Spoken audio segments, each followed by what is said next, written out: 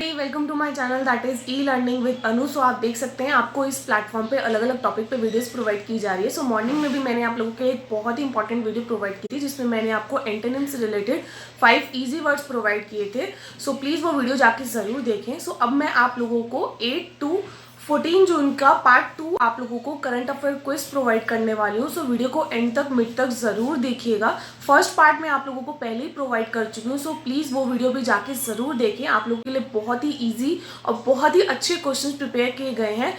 So please ज़्यादा से ज़्यादा वीडियो को और लोगों के साथ रिकमेंड भी ज़रूर कीजिए, शेयर भी ज़रूर कीजिए, ज़्यादा से ज़्यादा लाइक कीजिए और चैनल को सब्सक्राइब ज़रूर कर लें ताकि आप लोगों के पास डेली की अपडेट आती रहे। सो प्लीज़ वीडियो को एंड तक मिड तक ज़रूर देखिएगा और फिर मुझे कमेंट बॉक्स में बताइएगा कि आपको ये वीडियो कैसी लगी। मेरा एक टेलीग्राम चैनल भी है जिसका लिंक मैं अपने डिस्क्रिप्शन बॉक्स में मेंशन कर दूंगी। प्लीज़ ऐसे प्लेटफॉर्म पे ज़रूर ज्वाइन हों ताकि आप लोगों के पास डेली अपडेट आती रहे। और जो लोग टेलीग्राम चैनल पे नहीं है वो लोग मेरा फेसबुक पेज ज्वाइन कर सकते हैं। My Facebook page name is Anu Agarwal educator. So please friends ऐसे चैनल पे ऐसे सोशल प्लेटफॉर्म पे ज़रूर ज्वाइन रहें ताकि आप लोगों को डेली अपडेट के साथ और अलग अलग टॉपिक पे वीडियोस मिलती रहे। सो वीडियो को एंड तक मिड तक ज़रूर देखिएगा और मुझे कमेंट बॉक्स में ज़रूर बताना कि आप लोगों को ये वीडियो कैसी लगी। और अगर किसी को अपने पर्सनली चैनल के लिए वीडियोज़ बनवानी है सो वो लोग भी मुझे प्रेफर कर सकते हैं, मैं उन लोगों के लिए भी वीडियोज़ बना दूँगी। सो प्लीज़ एंड तक मिड तक ज़रूर देखिएगा। और जो लोग गवर्नमेंट जॉब की प्रिपरेशन कर रहे हैं वो लोग प्लीज़ इन वीडियोज़ को ज़रूर देखें ताकि आप लोगों को प्रैक्टिस हो सके, क्योंकि करंट अफेयर की प्रैक्टिस रखना बहुत ज़्यादा ज़रूरी है। सो वीडियो स्टार्ट करते हैं और एंड तक मिड तक ज़रूर देखिएगा और अपना स्कोर मुझे ज़रूर बताइएगा। So let's go. Friend video start करते हैं। जैसे कि आप देख सकते हैं फ्रंट पेज पे आप लोगों को current affair quiz from 8 June to 14 June 2020 part 2 provide किया जा रहा है। सो वीडियो को एंड तक मिड तक ज़रूर देखिएगा और स्कोर ज़रूर बताना। वीडियो को पॉज कर करके आप लोग क्वेश्चन सॉल्व ज़रूर कीजिए, आप लोगों की डेली प्रैक्टिस के लिए है। सो वीडियो स्टार्ट करते हैं। सो एक थॉट देख लेते हैं। I attribute my success to this, I never gave or took any excuse. सो मैं अपनी सक्सेस जो है हमेशा ऐसे रखूंगा कि ना तो मुझे कुछ देना पड़े, ना मतलब मुझे कुछ ऐसा करना पड़े और मुझे कोई एक्सक्यूज भी ना देना पड़े कि हाँ अगर मेरे को कुछ अचीव नहीं होता तो मैं एक्सक्यूज दे सकूं। So move on to first question. Paper pen लेके जरूर बैठे और सॉल्व जरूर कीजिए। So first question is the Darbuk Shyok Daulat Beg Oldie DSDBO road recently seen in the news. Very important question. So it is nearest to which among the following? So किस के near है ये रोड? ठीक है। So first is line of control LOC, B McMahon line, C line of actual control LAC या फिर red Cliff line. सो ऐसा question काफी ज्यादा आता है कॉम्पिटिटिव एग्जाम में। सो देख लेते हैं आंसर C, यानी कि ये किसके रोड लोकेट करता है? लाइन ऑफ कंट्रोल के, that is LAN with China. ठीक है। So move on to second question. Consider the following statement with reference to shape of economic recovery. So shape of economic recovery से related आप लोगों को 2 statement provide की गई। So you have to tell the correct statement for this question. First statement is Z-shaped recovery is the most optimistic scenario in which the economy quickly rises after an economic crash. Second, U-shaped recovery is the worst scenario in which the economy fails to regain the level of gross domestic product, that is GDP, even after year go by. So correct statements के options देख लेते हैं। A 1 only, B 2 only, C both 1 and 2 या फिर D neither 1 nor 2। Answer देख लेते हैं A, यानी कि हमारा जो फर्स्ट स्टेटमेंट है वो ही करेक्ट है, सेकेंड स्टेटमेंट इनकरेक्ट है। Z shaped recovery is the most optimistic scenario in which the economy quickly rises after an economic crash. So L shaped आना है ना कि U shaped आना है, that's why हमारी सेकेंड स्टेटमेंट रॉन्ग है। Move on to third statement. Third question, world day against child labour is observe every year by international labour organisation on which date. So इससे related आपके 2 question बन सकते हैं जिसमें एक question का आंसर तो आप लोगों को क्वेश्चन में प्रोवाइड कर दिया गया है कि world day against child labour is observe by whom। So answer will be International labour Organisation. और अभी इस क्वेश्चन में आपसे पूछा है कि कौन सी डेट को सेलिब्रेट किया जाता है। So first is 10th June, B 8th June, 5th जून या फिर 12th जून। सो देख लेते हैं आंसर D, यानी कि 12th June. So move on to fourth question. Used mass disposal device bin 19 and UV spot has been launched in which state by VST Mobility Solution? This question is important. तो bin 19 और UV spot जो है वो कौन सी state ने अभी launch किया है solution as a solution? So A is Tamil Nadu, B Assam, C Orissa या फिर D केरला। सो वीडियो काफ़ी लंबी होती है, इसलिए मैं आप लोगों को अब थोड़ा सा टाइम कम देती हूँ, बट आप पॉज कर करके सॉल्व कर सकते हैं क्वेश्चन। सो देख लेते हैं आंसर डी, यानी कि use mass disposal device bin 19 and UV spot has been launch in Kerala. So ये केरला में लॉन्च हुआ है। Move on to fifth question. On the occasion of World Day Against Child Labour, which state government has launched Bal Shramik Vidya Yojana to educate child labor in the state? Question important है, इसमें ये पूछा है कि world day against child labour जो अभी celebrate, अभी मैंने आप लोगों को एक क्वेश्चन और बताया था, सो उससे रिलेटेड है कि किस गवर्नमेंट ने बाल श्रमिक विद्या योजना लॉन्च किया है। So options are Himachal Pradesh, B Chhattisgarh, C Uttar Pradesh या फिर डी बिहार। सो देख लेते हैं आंसर, आंसर सी यानी कि उत्तर प्रदेश गवर्नमेंट ने ये अभी लॉन्च किया है। Move on to sixth question with reference to the national security guard NSG. So NSG से रिलेटेड दो स्टेटमेंट प्रोवाइड की गई है, करेक्ट स्टेटमेंट बतानी है। First statement is it is statutory body that operates under the ministry of home affairs. Second, the national bomb data centre NBDC is managed by the NSG. So options देख लेते हैं, A 1 only, B 2 only, C both 1 and 2 या फिर D neither 1 not 2। ऐसे questions काफ़ी ज़्यादा आते हैं यूपीएससी में। सो देख लेते हैं आंसर सी, यानी कि हमारे दोनों स्टेटमेंट जो है वो करेक्ट है। So NSG is a counter terrorism unit that formally came into existence in 1986 by Act of Parliament, National Security Guard Act 1986. The National Bomb Data Center is managed by the NSG and located in Manesar in Haryana. Move on to seventh question with reference to solar powered ferry Aditya. So solar powered ferry Aditya से related तीन statement provide की गई है. So you have to the correct statement for this question. So first statement is it is India's first solar power ferry and largest solar power boat. Second, it is operated between Vikom and Tarvanka-Davu in Kerala. C, recently it has been shortlisted for the Justava Trove Award as the only entrant from Asia. So आप only वगैरह words को please question में statement में जरूर देखें। सो options देख लेते हैं, ए 1 and 2, बी 2 and 3, सी 2 या फिर डी 1 2 3। आंसर देख लेते हैं, आंसर डी यानी कि हमारे तीनों ही स्टेटमेंट करेक्ट है। ऐसे क्वेश्चंस काफी इंपॉर्टेंट होते हैं क्योंकि ये पहला एक ऐसा अभी तक का क्वेश्चन है जो अभी ओनली लिखने के बाद भी करेक्ट है। सो इसलिए हमारे जो तीनों स्टेटमेंट है वो करेक्ट है। Move on to 8th question with reference to Rhine river consider the following statement. So Rhine river से रिलेटेड आप लोगों को दो स्टेटमेंट प्रोवाइड की गई है। इसकी पीडीएफ लिंक में मैं आप लोगों को डिस्क्रिप्शन बॉक्स में मेंशन कर दूंगी, आप लोग वहां से भी डाउनलोड कर सकते हैं, बट वीडियो को एंड तक जरूर देखिएगा। So first is the Rhine flows through 6 countries namely Switzerland, principality of लिechtenstein, Austria, Germany, France and Netherlands. B, it flows into the Aegean Sea which is a part of the Mediterranean Sea. So correct statement बतानी है, first only, 2 only, both 1 and 2 या फिर D neither 1 nor 2। तो देख लेते हैं answer, answer A correct है। सो हमारा जो सेकंड है it flows into the Aegean Sea, so ये वाला इनकरेक्ट है क्योंकि it flows into the North Sea. So North Sea at Rotterdam में फ्लो करती है, इसलिए हमारी सेकंड स्टेटमेंट जो है वो इनकरेक्ट है। Move on to 9th question Vamsadhara recently seen in news. ऐसे वर्ड्स जो होते हैं वो काफी ज्यादा आप लोगों से पूछे जाते हैं। आप लोगों ने मेरी बाकी की अगर वीडियोस देखी हैं तो मैं आप लोगों को ऐसे 1-2 वर्ड जरूर अपनी वीडियो में प्रोवाइड करती हूँ जो कि न्यूज में होते हैं और किसी भी एग्जाम में आने के लिए बहुत ज्यादा इंपॉर्टेंट होते हैं। सो ये बताना है आप लोगों को ये किस रिवर से डिस्प्यूट करती है। So first is Andhra Pradesh and Orissa, second Chhattisgarh and Telangana, C Karnataka and Kerala, D Telangana and Andhra Pradesh. So देख लेते हैं आंसर, आंसर ए यानी कि आंध्र प्रदेश और उड़ीसा के बीच में डिस्प्यूट है इस रिवर को लेके। Move on to 10th question with reference to institution of eminence scheme. Eminence scheme से रिलेटेड दो स्टेटमेंट है, आप लोगों को करेक्ट स्टेटमेंट बतानी है। First, it intends to establish 20 institution of eminence from amongst the existing government institution. Second, all the institution selected under the scheme are provided with grant of ₹1000 crore. So all दे रखा है, आप लोग देख सकते हैं। सो करेक्ट स्टेटमेंट बतानी है, first only, B 2 only, C both 1 and 2 या फिर डी नाइदर 1 नॉर 2।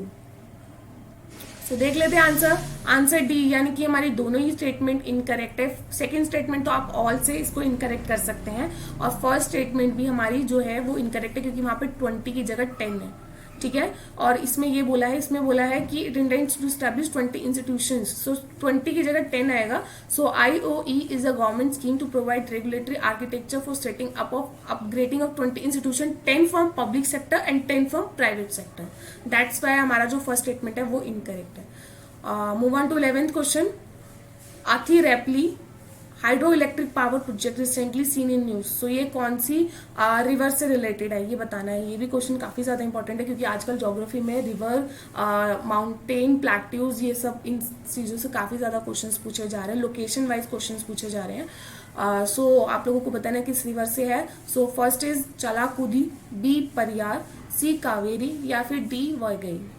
सो देख लेते हैं आंसर। आंसर ए यानी कि Kerala government has approved the proposed Athiyapalli hydro electric project on the Chalakudy river in Thrissur district of state. So Chalakudy river पे है, ठीक है। Chalakudy river originate in the Anamalai regions of Tamil Nadu and it is join by its major tributaries.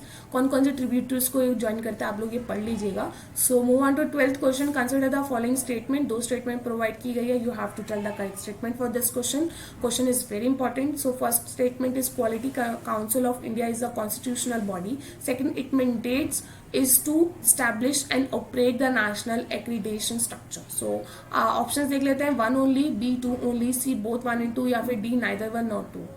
So देख लेते हैं answer. Answer B हमारा जो है वो करेक्ट है। आंसर ए जो हमारा है वो इनकरेक्ट है। So the quality Council of India setup in 1997 is an autonomous body. Constitutional body की जगह क्या आएगा? Autonomous body. That's why first statement is wrong for this question and second statement is incorrect. So move on to 13th question with reference to Indian Gaur. Consider the following statements. So Indian Gaur से related आप लोगों को ये environment से related question provide किया गया है। So दो statement है, देख लेते हैं क्या क्या है। It is an endemic species belonging to the Nilgiris Biosphere Reserve. Second, being endangered species under IUCN Red List. Indian Gaur is placed under Schedule 1 of Wildlife Protection Act. ऐसे questions बहुत ज़्यादा आने लग गए हैं एग्जाम्स वगैरह में, क्योंकि ये बहुत ज़्यादा इनकी जो स्टेटमेंट होती है वो कंफ्यूजिंग होती है, जिसकी वजह से स्टूडेंट्स काफ़ी क्वेश्चंस गलत कर जाते हैं। सो करेक्ट बताना है आपको इस क्वेश्चन में। सो first is 1 only, B 2 only, C both 1 and 2, D neither 1 nor 2। सो देख लेते हैं आंसर। आंसर डी यानी कि हमारी दोनों ही स्टेटमेंट इनकरेक्ट है, क्योंकि मैंने आपसे बोला था ऐसे क्वेश्चन काफ़ी ज़्यादा इंपॉर्टेंट होते हैं, इनकी स्टेटमेंट बहुत कंफ्यूजिंग होती है। So Indian Gaur is the largest and tallest in the family of wild cattle और extant bovines. It is native to south and south east Asia. So it is not an endemic species. So इसलिए ये बहुत ज्यादा है, सो इसलिए endemic species नहीं है।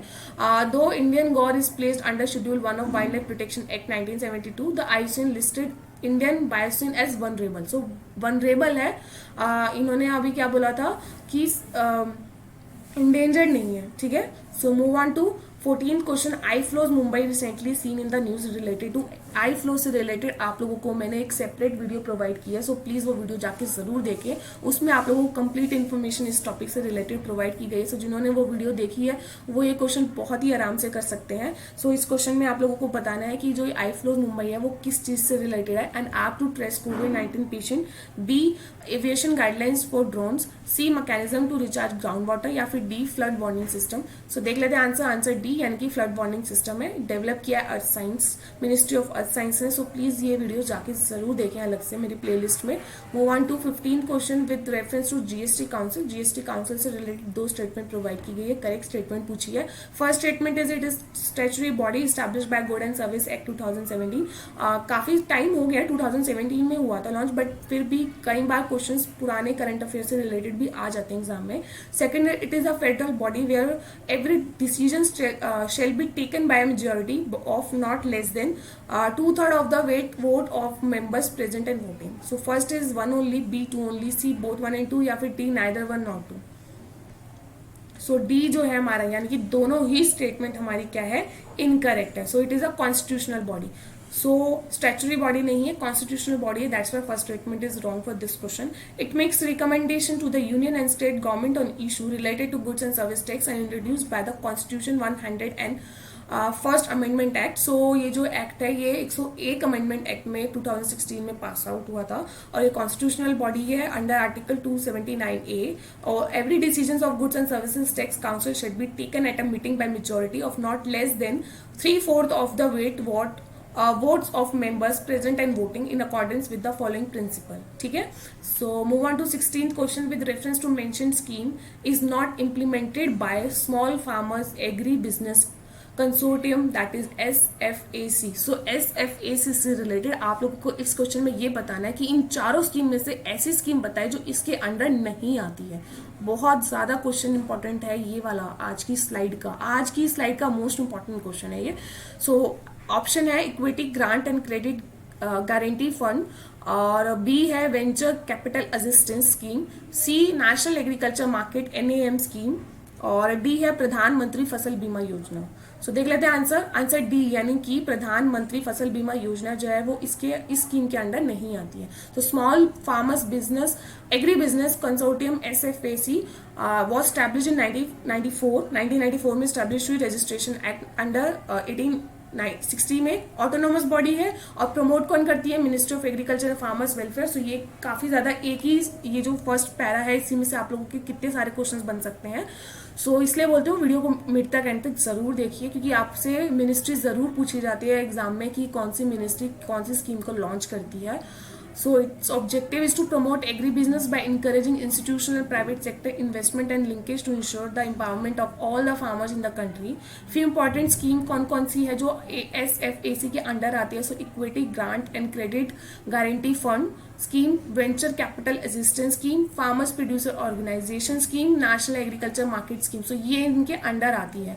लेकिन जो प्रधानमंत्री फसल बीमा योजना जो है वो implemented through multi agency framework. So ये मल्टी एजेंसी जो है इन्हें लॉन्च करती है। सो दैट्स वाई ये जो योजना है ये इनके अंडर नहीं आती है। Move on to 17th question, which of the following turtles are found in India. So ये टर्टल्स के नाम दे रखे हैं, आप लोगों को बताना है कि इनमें से कौन से टर्टल्स हैं जो इंडिया में मिलते हैं। So first is hawksbill sea turtle, B second green sea turtle, या फिर third loggerhead sea turtle. Options are 1 only, B 1 and 2 only, C 2 and 3 only, या फिर डी 1 2 3।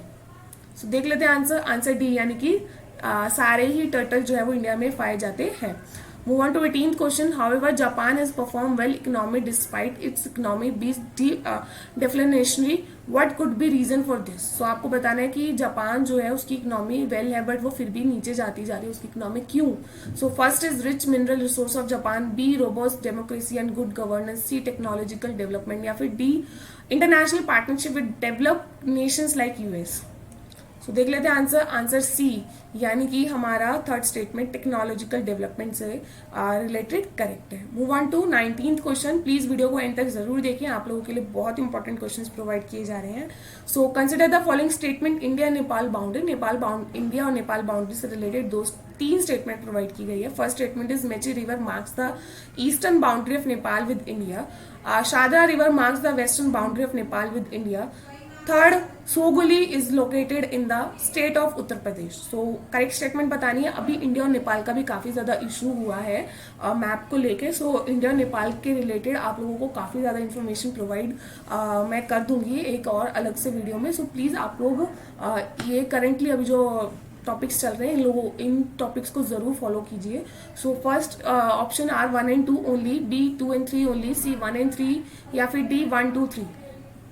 देख लेते हैं आंसर ए, यानी कि first and second statement correct है, थर्ड स्टेटमेंट हमारी इनकरेक्ट है, क्योंकि Sugauli is located in east Champaran district of Bihar में, उत्तर प्रदेश में नहीं है, that's why third statement incorrect है। Move on to 20th question, consider the following statement. First statement is MSME contributes to the majority of India's GDP, और MSME gets a majority of the institutional credit. So options बताने हैं आप लोगों को, correct है। So A 1 only, B 2 only, C both 1 and 2, या फिर D none of the above. So answer देख लेते हैं, आंसर डी, यानी कि both statements are incorrect. So MSME account for 30% of India's GDP and 40% of mechanised expertise या experts. Economic survey 2018 large business corner 82.6% of credit MSME get out पॉइंट्री 17.4%. Japan has struggled with very low inflation since the mid 1990s. Its policy rate and related short term interest rate have been close to zero for much of that time. सो मतलब ये हमारे जो दोनों statement है कि majority में नहीं आती है तो GDP के नहीं है, तो इसलिए हमारी फर्स्ट स्टेटमेंट जो है वो इनकरेक्ट है। So that's all for today. Thank you for watching my lovely video. अपना स्कोर मुझे कमेंट बॉक्स में ज़रूर बताइएगा। ऐसी वीडियोस को ज़रूर देखें ताकि आप लोग करेंटली अपडेट रहते रहें और आप लोगों की क्वेश्चन से रिलेटेड प्रैक्टिस होती रहे, क्योंकि आप लोग यहाँ पे गलत करोगे तो चलेगा बट एग्जाम में गलत नहीं होना चाहिए। सो मेरी सारी वीडियोस ज़रूर देखिए, आप लोगों के लिए बहुत मेहनत से वीडियोस बनाई जा रही है। मिलते हैं बहुत ही जल्द नेक्स्ट वीडियो में। टिल देन अपना ख्याल रखिए, वीडियोस देखिए, खुश रहिए, मोटिवेट रहिए, घर वालों से बात कीजिए, फ्रेंड्स से अपने बात